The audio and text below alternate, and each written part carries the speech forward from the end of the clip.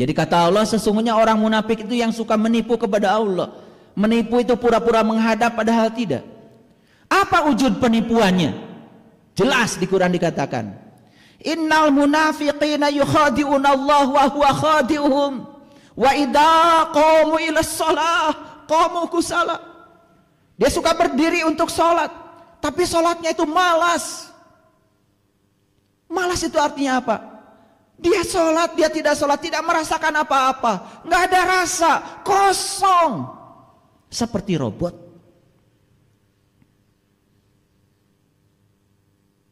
Ditambah yang kedua, kata Allah, yura'unan nas. Dia sholat hanya ingin dipandang baik oleh manusia lain, bukan ingin dipandang baik oleh aku, kata Allah. Dia mengabaikan aku, kata Allah. Dia lebih suka disebut soleh oleh tetangganya daripada disebut baik oleh aku.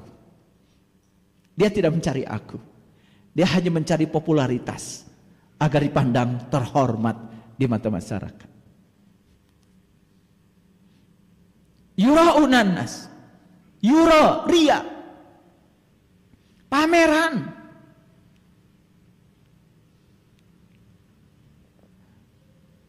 Ketika sholat berjamaah, bacaannya panjang, biar disebut orang lain, luar biasa. Bacaan Qur'annya fasih, panjang, hafalannya luar biasa, biar semua orang terkagum-kagum sama dia. Ketika dia sendiri, bacanya kulhu lagi. Dia pun baca kulhu bukan karena tertarik isinya, karena sangat tertarik oleh pendeknya. Makanya menurut ilmu fikih, ria itu ada dua, ada ria nifak, ria adat. Ria nifak itu melakukan sesuatu karena bermuatan. Semua ibadah kepada Allah itu dikait-kaitkan dengan kebutuhan-kebutuhanmu, dikait-kaitkan dengan keinginan-keinginanmu. Ketika bangkrut, mulai sadar, sholat. Saya yakin orang yang sholat, baru sholat ketika bangkrut, tambah bangkrut. Itu hukum fisikanya sederhana, like attracts like. Yang serupa akan menarik yang serupa. Kenapa? Dia sholat bukan digerakkan oleh Allah, digerakkan oleh kebangkrutannya. Jadi Tuhannya apa? Tuhan dia itu bukan Allah, bangkrutnya itu. Hati-hati. Kan banyak yang mengajarkan keliru, mengajarkan agama, sok tahu. Kalau kamu banyak masalah, banyak tahajud, berarti tahajud itu didorong oleh masalah, bukan oleh Allah. Tambah banyak masalahnya. Itu sudah terbukti. Ada yang namanya law of spiritual attraction. Nah, gaul dikit. Ada law of attraction. Itu hukum tarik-menarik antara materi dengan materi. Sudah jelas. Kalau dulu waktu SMA pernah belajar namanya hukum gravitasi Newton. Bahwa setiap dua massa akan melakukan gaya aksi. Sama seperti kita ini. Kita massa nih, bumi kita massa. Antara kita dengan bumi sekarang tarik menarik. Gara-gara tarik menarik kalian bisa duduk tegak seperti itu. Bayangkan kalau tidak punya gaya gravitasi. Orang pergi ke angkasa tidak ada gaya gravitasi. Mau minum kopi saja harus menciptakan gelas anti gravitasi. Kenapa? Air kopinya lari-lari. Ibu-ibu enak, ambil bawang tinggal ambil pisau sudah ada di situ. Kenapa? Itu karena gravitasi bumi. Pernah berterima kasih pada hukum gravitasi? Tidak, gak sadar. Nah sekarang dunia sains sudah masuk bukan law lagi, bukan law of attraction, tapi law of spiritual attraction, LOSA namanya. Udah tambah S, lebih keren lagi. Kemudian muncullah yang namanya like attracts like. Hati-hati punya utang. Begitu kata utang ada di sini, ingat, hanya akan menarik potensi utang baru. Utangmu tambah banyak. Harus diganti alam bawah sadar kita. Kata utang harus dihapus. Ganti berkelimpahan. Utangnya lunas, saldo kita nambah. Sayang sekali ya. Ilmu yang agung ini justru yang mengamalkan orang lain. Padahal Allah sudah bersabda, ya Allah sudah berfirman dalam hadis qudsi, Aku bergantung sangkaan hambaku. Jadi penentu takdir kita itu adalah pikiran kita sendiri sebetulnya. Subhanallah. Ilmu yang agung ini tidak kita terapkan. Akibatnya apa? Hidup kita begitu banyak keterbatasan. Terbatas uang, terbatas waktu, terbatas kemampuan. Semua yang membatasi adalah pikiran kita sendiri. Karena kita tidak bisa mengakses yang tanpa batas. Wala yazkurunallaha illa qalila. Dia tidak mengingat Allah selama sholatnya kecuali sangat sedikit sekali. Yang sedikit saja ingatnya sama Allah disebut menipu Allah. Apalagi dari Allahu Akbar sampai salam, gak ingat sama sekali karena tidak tahu dan kenal kepada yang disembahnya. Mau tetap sombong seperti itu? Mau tetap mengagung-agungkan diri sebagai orang yang paling segalanya lalu menyalahkan pihak lain? Kenapa ini terjadi? Karena kita melakukannya tanpa kesadaran. Semua yang dilakukan tanpa kesadaran. Apa tadi? Mimpi, ilusi, bukan kenyataan. Tahu caranya supaya mimpi jadi kenyataan? Tahu caranya?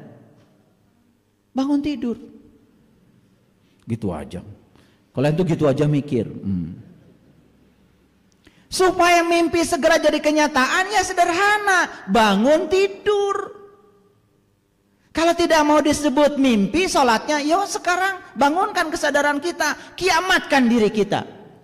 Gak perlu kita memikirkan kiamat hancurnya alam semesta, belum tentu kebagian.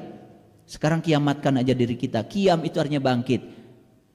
Tentukan hari kebangkitannya kapan. Tentukan sekarang, saya mau bangkit, saya mau belajar. Saya cari orang yang benar-benar tahu.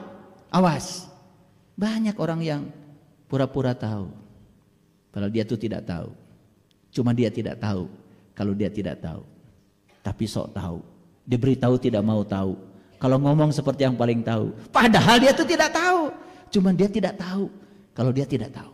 Pusing kan?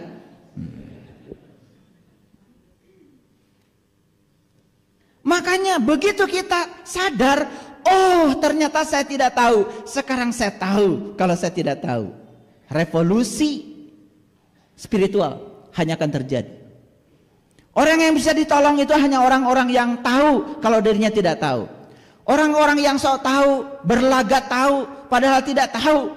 Cuma dia tidak tahu kalau dirinya tidak tahu. Dia bungkus dengan berbagai macam atribut. Dia dandangi tubuhnya macam-macam. Banyak bungkusnya. Gak puas tasbihnya segede-gede kelereng, pakai yang segede-gede gini tasbih. Tasbih itu sudah jadi benda, sudah jadi alat penghitung. Luar biasa ya. Allah aja nyebut-nyebut nama kita tanpa batas. Kita nyebut nama Allah aja harus pakai batas. Makanya terbatas terus. Allah cinta kasihnya kepada kita tanpa batas. Kita untuk Allah selalu berbatas. Betul apa tidak? Mengucapkan subhanallah itu bagus. Tetapi mengucapkan saja tidak cukup. Buat apa kita bilang subhanallah 3-3 setiap sholat? Kalau itu tidak diiringi dengan tindakan dalam kehidupan kita. Mau ambil punya orang, subhanallah. Pernah gitu? Subhanallah ketika habis sholatnya aja. Subhanallah, subhanallah. Begitu ada yang menarik, walaupun punya orang, ambil juga. Udah nggak laku subhanallah di situ. Begitu orang lain tidak tahu dan dia bisa ngutil uang di kantor, karena gak ada yang lihat, yang tahu cuma dia. Gak ada subhanallah. Coba subhanallah tuh mulai diterapkan. Mau ngomongin orang, subhanallah. Takut jiwanya kotor, betul nggak? Allah tuh nggak perlu disucikan olehmu. Justru kamu ambil sifat sucinya Allah. Tahu kesucian Allah? Allah tuh sucinya maha. Saking mahanya Allah itu tidak pernah terganggu oleh kotoran apapun. Engkau bagai air yang jernih di dalam bekas yang berdebu. Itu Dia itu bagai air yang jernih dalam bekas yang berdebu. Sekotor apapun tubuh kita, dia tetap aja maha suci. Itu. Belajar dari kemahasuciannya Allah. Tidak ternoda. Kalian tuh gampang sekali ternoda. Wajah-wajahnya kayak gini. Baperan. Baca subhanallahnya sudah lancar. Tetapi kotor. Kenapa? Subhanallah cuma di atas mulut. Tidak ditarik dalam kesadaran. Mau bicarakan orang. Buruk sangka sama suami. Subhanallah. Gitu enggak kalian? Enggak. Karena pahalanya nanti. Padahal pahala itu sekarang. Mau dapat pahala sekarang? Nih saya kasih tahu. Begitu baca subhanallah dengan kesadaran.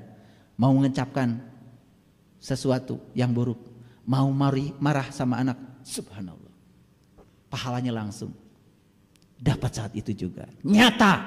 Kenapa?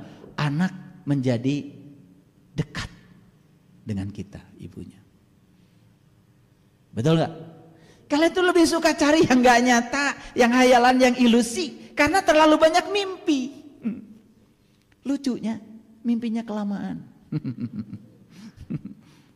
Paham sampai sini? Oke, lanjut dulu. Jadi, sekali lagi, segala aktivitas yang dilakukan dalam ketidaksadaran adalah mimpi, tidak nyata alias ilusi. Maaf ya, saya baca subhanallah itu nggak sebanyak kalian. Tetapi saya melakukan subhanallah sepanjang waktu. Ada kejadian yang tidak mengenakan saya. Saya langsung bilang subhanallah. Pasti ada pesannya. Tuhan, ajarkan saya bisa menangkap pesannya apa. Saya hilang mobil, subhanallah. Dipinjam tetangga sampai sekarang gak balik-balik. Pesannya apa?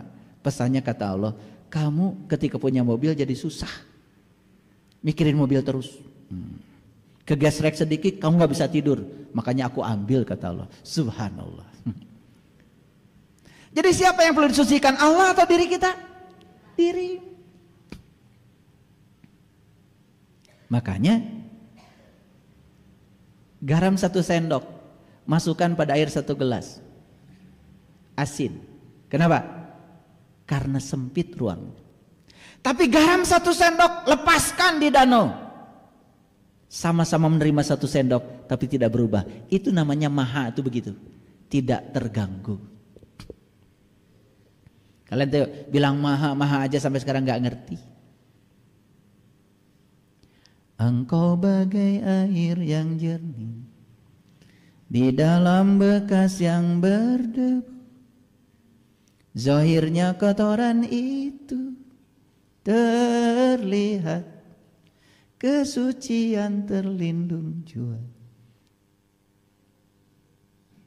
Cinta bukan hanya di mata, cinta lahir di dalam jiwa. Biarlah salah di mata mereka, biar perbedaan terlihat antara kita. Ku harapkan kau kan terima, walau dipandang hina. Gak apa-apa, dihina juga. Tidak ternoda. Namun hakikat cinta kita, kita yang rasa. Suatu hari nanti pastikan bercahaya, pintu akan terbuka, kita langkah bersama. Di situ kita lihat, bersinarlah hakikat. Debu jadi permata, hina jadi mulia. Bukan hayalan yang aku berikan, tapi keyakinan yang nyata. Saya tidak mau menyampaikan mimpi pada kalian. Saya menyampaikan yang nyata-nyata saja. Saya tidak mau menjanjikan kehidupan nanti, karena saya belum ke sana. Saya hanya bisa menjanjikan kehidupan di sini, saat ini, sekarang, yang bisa dirasakan langsung. Karena saya tidak boleh menipu orang lain. Karena menipu orang lain berarti menipu diri saya sendiri. Lucu ya, banyak yang menjanjikan ini, itu, nanti. Dia juga belum ke sana. Tapi percaya kalian. Bukan hayalan yang aku berikan, tapi keyakinan yang nyata. Mau hayalan, mau nyata? Bohong.